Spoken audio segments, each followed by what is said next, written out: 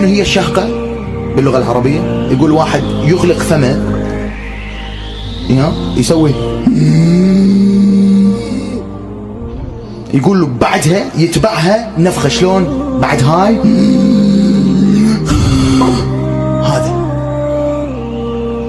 يقول صوته طلع حرمل. يقول له للمختار اسمعنا صوته، خليته يتألم، خليت قلبه يطلع من صدره.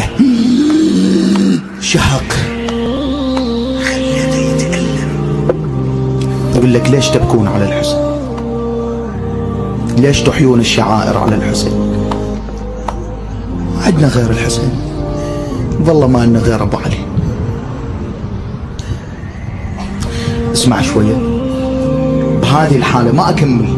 اذا كملت لا انت تتحمل ولا انا اتحمل.